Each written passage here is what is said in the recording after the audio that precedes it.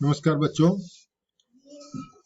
रामगुप्त और कोमा के चरित्र चित्रण के बाद सकराज का चरित्र चित्रण बहुत ही महत्वपूर्ण है, जो खलनायक की भूमिका निभा रहा था। तो ध्रुव स्वामिनी नाटक के आधार पर सकराज का चरित्र चित्रण कीजिए या सकराज की चारित्रिक विशेषता बताइए। तो सकराज शकों का राजा था। ध्रुव स्वामिनी के पिता ने ध्रुव स्वामिनी का संबंध पहले उसी से शिथिल किया था, परंतु सम्राट समुद्रगुप्त ने जब अपनी विजय यात्रा के दौरान सकराज और ध्रुव स्वामिनी के पिता दोनों को हरा दिया था, तो तब विवश होकर के ध्रुव स्वामिनी के पिता ने ध्रुव स्वामिनी का वाग्दान समुद्रगुप्त के पुत्र के लिए कर दिया था। तभी से सकराज गुप्त वंश का शत्रु बना हुआ था और हर हाल में उनसे अपना प्रतिशोध लेना चाहता था। नाटक में वह शत्रु पात्र के रूप में चित्रित किया है और नाटक के आधार पर उसके चरित्र की निम्नलिखित विशेषताएं हैं। पहला है प्रतिशोधी व्यक्ति। प्रतिशोधी माने बदला लेने वाला। सकराज एक ऐसा व्यक्ति है जो प्रतिशोध की आग में जल रहा था। वह हर पल गुप्त वंश से अपनी उस पराजय और अपमान का बदला लेना चाहता है जो सम्राट समुद्रगुप्त की विजय यात्रा के दौरान उसे मिला था। यही कारण है कि वह रामगुप्त को अयोग्य और कायर शासक जान करके अचानक उसके शिविर को घेर लेता है और संधि प्रस्ताव के रूप में रामगुप्त से उसकी पत्नी ध्रुव स्वामिनी और अपने सामंतों के लिए मगध के सामंतों की पत्नियों की मांग करता है। जब उसे ज्ञात होता है कि रामगुप्त द्वारा उसका प्रस्ताव मान लिया गया है, तो वह अपने प्रतिशोध की आग के शांत होने की खुशी में उछल पड़ता कहता है कि आज देवपुत्रों की स्वर्गीय आत्मा प्रसन्न होगी। उनकी विजयों का यह प्रतिशोध है। हम लोग गुप्तों की दृष्टि में जंगली, बर्बर और असभ्य हैं, तो फिर हमारी प्रतिहिंसा भी बर्बरता के अनुकूल न होगी। तो इस प्रकार वह बदला लेने के लिए छटपटाता रहता है। उसी के लिए वह उसको ध्रुव स्वामिनी को मांगता है। कठोर प्रेमी। सकराज जाहिर तौर पर कहता है कि वह कोमा से प्रेम करता, परंतु वास्तव में वह एक कठोर प्रेमी है जो अपनी प्रेयसी से सच्चे प्रेम को नहीं समझता और उसके सामने ही ध्रुव स्वामिनी के साथ भोग विलास की बातों को करके उसके हृदय को दुख पहुंचाने की चेष्टा करता है। ध्रुव स्वामिनी के आगमन की खबर सुनकर जब वह कोमा की उपेक्षा करता, तो वह कोमा की सद शिक्षाओं पर भी कोई ध्यान नहीं देना चाहता और उससे कहता कि यह शिक्षा अभी रहने दो कोमा, मैं किसी से बड़ा नहीं हूँ तो छोटा भी नहीं बनना चाहता। तुम अभी तक पाषाणी प्रतिमा की तरह वहीं खड़ी रहो, मेरे पास आओ। यही नहीं, वह आचार्य मिहिर देव उसे यह समझाने की कोशिश करते हैं कि उसने कोमा के साथ स्नेह का संबंध स्थापित किया था, उसे उसका विश्वास नहीं तोड़ना चाहिए। तो वह आवेश में आकर कहता है कि मैं समझता हूं कि आप मेरे राजनीतिक कामों में हस्तक्षेप न करें तो अच्छा हो।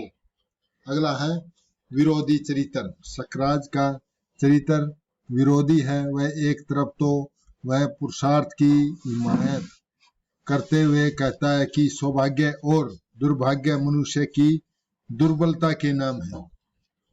मैं तो पुरुषार्थ माने परिश्रम को ही अपना नियामक समझता हूँ। नियामक माने निर्माण करता समझता हूँ।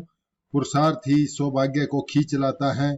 मैं इस युद्ध के लिए उत्सुक नहीं था कोमा, मैं दिग्विजय के लिए ही नहीं निकला था। दूसरी तरफ वह धूमकेतु को देखने मात्र से भयभीत और अमंगल की आशंका से ग्रस्त हो जाता है। कहता है कि ओ भयावनी पूछ तारा, धूमकेतु आकाश का उच्छल, पर्यटन नक्षत्र लोक का अभिशाप, कोमा आश्चर्य को बुलाओ, वे जो आदेश देंगे मैं वही करूंगा। इस अमंगल की शांति होनी चाहिए। तो इस प्रकार वह भयभीत भी हो जाता है। विलासी राजा। सकराज एक विलासी प्रवृत्ति का राजा है। वह न केवल कोमा से झूठा प्रेम करता पीतू ध्रुव स्वामिनी को भी अपनी विलास सहचरी बनाना चाहता है। वह सुरा सुंदरियों का आनंद लेना नहीं भूलता है। जब उसे समाचार मिलता है कि ध्रुव स्वामिनी सामंतों की पत्नियों उनके विलास की भागी बनने आ रही है तो खुशी से झूम उठता है। कहता है कि तो फिर सोने की झांझ वाली नाच का प्रबंध करो, इस विजय का उत्सव मनाया जाए, मेरे सामंतों को शीघ्र बुला लाओ। अविवेकी और डरपोक। सकराज एक अविवेकी और डरपोक था। सकराज मदपकामी पुरुषार्थहीन तो है ही, साथ में अविवेकी और डरपोक भी है। वह शत्रु नारी से एकांत में मिलने की भूल करता है और वह एक ही जगह दो सुंदरियों को देखकर कहता है, क्या चिंता, यदि मैं दोनों को ही रानी समझ लूं तो इससे उसकी कामुकता और बुद्धिहीनता प्रकट होती है। पुरुषार्थ की डिंग मारने वाला सकराज वास्तव में कायर और डरपोक है।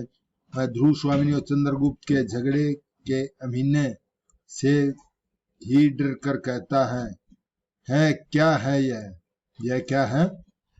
तुम लोग यह क्या कर रही हो? ठहरो, आचार्य ने ठीक ही कहा है, आज मुहूर्त नहीं है, मैं कल इसका निश्चय कर लूंगा। इस प्रकार कहा जा सकता है कि सकराज एक विरोधी चरित्र है जो दिखावा प्रेम का करता है परंतु धोखेबाज है, बातें पुरुषार्थ की करता है परंतु अमंगल की आशंका के मात्र से भयभीत हो जाता है, युद्ध विराम का संधि प्रस्ताव भेजता है, द्वंद्व युद्ध में चंद्रगुप्त का मुकाबला नहीं कर पाता है, मारा जाता है। तो इस प्रकार ये रामगुप्त का चरित्र, ये इसका था सकराज का चरित्र चित्रण। एक प्रतिशोधी, कठोर प्रेमी और विरोधी चरित्र, विलासी राजा और अविवेकी और डरपोक के रूप में चित्रित किया है। अब अगला प्रश्न आता है, ध्रुव स्वामिनी के आधार पर शिखर स्वामी जो मंत्री था रामगुप्त का, उसका चरित्र चित्रण बताइए, उसकी विशेषता बताइए। तो इसकी भी भूमिका है। शिखर स्वामी गुप्त सम्राट रामगुप्त का महामात्य माने महामंत्री, मुख्य मंत्री था। उसके ही छल प्रयोजन से रामगुप्त सिंहासन पर बैठा था। उसकी राजनीति कायर और भीरू की नीति थी। वह अवसरवादी था, समय अनुसार सूझबूझ रखने वाला था। अवसर पाकर पुरोहित, अमात्य, सेनापति सबके विरोध के बावजूद कुल परंपरा की दुहाई देकर बड़े भाई रामगुप्त को राज्य का अधिकारी बनवा देता है और स्वयं उसका विश्वास पात्र और महामात्य बन जाता है। नाटक के आधार पर उसके चरित्र की निम्नलिखित विशेषताएं हैं। पहली है कुटिल राजनीति। कुटिल माने धोखेबाजी, कपटी। वह स्वयं को नीति निपुण जताता है परंतु वास्तव में एक कुटिल राजनीतिज्ञ है। वह कहता है कि न्याय की खातिर मैंने सबके विरोध करने पर भी सम्राट समुद्रगुप्त की आज्ञा के विरुद्ध रामगुप्त का समर्थन किया है और रामगुप्त संधि प्रस्ताव मानने की इच्छा प्रकट करने से पूर्व शिखर को कहता है कि मैंने जो उपाय सोचा है उस पर क्या तुम सहमत हो? तो शिखर स्वामी कहता है, यदि नीति युक्त हुआ तो अवश्य समर्थन करूंगा। निर्लज रामगुप्त उसे नीति शास्त्र का बृहस्पति कहता है। क्या खूब कहा तुमने, तभी तो तुम लोग तुम्हें नीति शास्त्र का बृहस्पति समझते हैं। परंतु ध्रुव स्वामिनी उसे धूर्त कहती है। क्या कहती है? अमात्य, अमात्य माने मंत्री, तुम बृहस्पति हो चाहे शुक्र, किंतु धूर्त होने से ही क्या मनुष्य भूल नहीं कर सकता। चंद्रगुप्त उसे प्रबंधक कहता है। तभी तो तुमने ये व्यवस्था दी है कि महादेवी को देकर भी संधि की जाए, क्योंकि यही विनय की प्रकाष्ठा है। ऐसी विनय की प्रपंचों का आवरण है, ऐसी विनय की प्रपंचों का, यानी कि जो नीच होते हैं, विरोधी होते हैं, उसी का आवरण होता है, उसी की चादर में ढक लेते हैं अपने आप को। अगला है कुटिल राजनीतिज्ञ। पहला था इसका कुटिल राजनीतिज्ञ। कुटिल कूटनीति है दूसरा। शिखर स्वामी कुटिल राजनीति होने के साथ साथ एक कुटिल कूटनीतिज्ञ भी है। वह बड़ी चतुराई से राजनीति सिद्धांत ध्रुव स्वामिनी के सामने सुनाता है। राजनीति के सिद्धांत में राष्ट्र की रक्षा सब उपाय से करने का आदेश है। उसके साथ साथ राजा, रानी, कुमार, अमात्य सबका विसर्जन किया जा सकता है। जब ध्रुव स्वामिनी कहती है कि मैं तुम्हें संकट से बचने के लिए स्वयं यहाँ से चली जाऊंगी, तब शिखर कहता है कि ओह, राजनीति में ऐसी बातों का स्थान नहीं। जब तक नियमों के अनुकूल संधि का पूर्ण रूप से पालन न किया जाए, तब तक संधि का कोई अर्थ नहीं। वह अपनी कूटनीति से यह सिद्ध कर देता है कि संधि प्रस्ताव के अनुसार महादेवी को सकराज को भेंट देने के सिवाय कोई उपाय नहीं है। चंद्रगुप्त की भर्त्सना सुनकर के बड़ी चालाकी से विनम्रता पूर्वक कहता है कि उसके लिए मुझे प्राण दंड दिया जाए, मैं इसे अविचल भाव से ग्रहण करूंगा, परंतु राजा और राष्ट्र की रक्षा होनी चाहिए। वह एक तरह से चंद्रगुप्त को भी अपनी कूटनीति से सहमत कर लेता है। अवसरवादी, तो जो कुटिल राजनीतिज्ञ और कूटनीतिज्ञ होने के साथ साथ शिखर स्वामी एक पक्का अवसरवादी भी है। अवसर मतलब समय का फायदा उठाने वाला। परिस्थितियों के बदलते ही गिरगिट की तरह अपना रंग बदल देता है। जिस प्रकार गिरगिट नाम का जानवर होता है, वह स्थिति के हालात के अनुसार अपना रंग बदल देता है, तो उसी प्रकार वह भी अपना रंग बदल लेता है। तृतीय अंक में वह जताता है कि मेरी राजनीतिक चाल से सकराज पर विजय संभव है।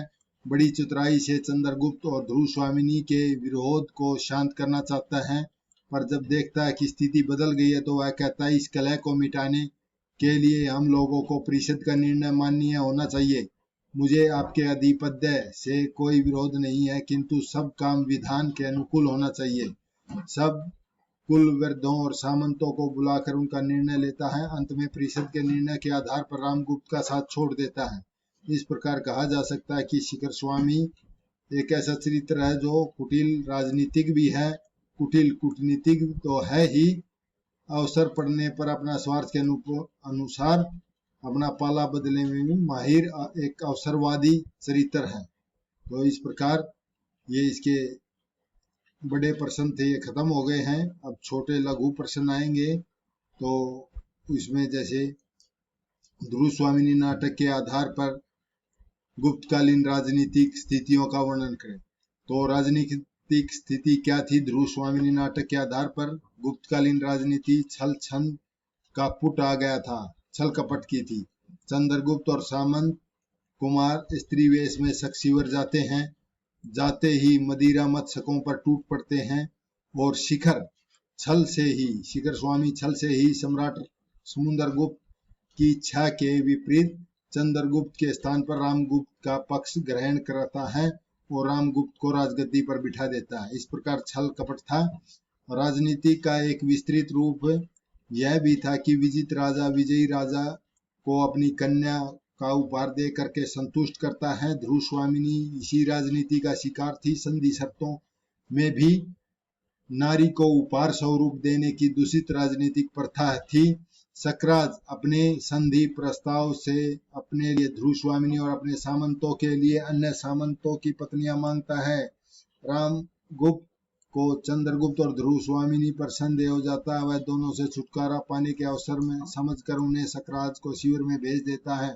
राजनीति से नीति दूर हो गई है, मनुष्यता चली गई है। इसी तथ्य की ओर लक्ष्य करके आचार्य मिहिरदेव सकराज को चेतावनी देता कहता है कि राजनीति मनुष्य के लिए सब कुछ नहीं। राजनीति के पीछे नीति से हाथ न धो बैठो, जिसका विषय मानव के साथ व्यापक संबंध है। राजनीति की साधारण छलनाओं से सफलता प्राप्त करके क्षण भर के लिए तुम अपने आप को चतुर समझने की भूल कर सकते हो। इस प्रकार इस युग में राजतंत्र प्रचलित का अधिकार था और वह अपने मंत्री सामंतों के बल पर शासक चलाता है, परिषद के निर्णय को मान्य मानता है। इस प्रकार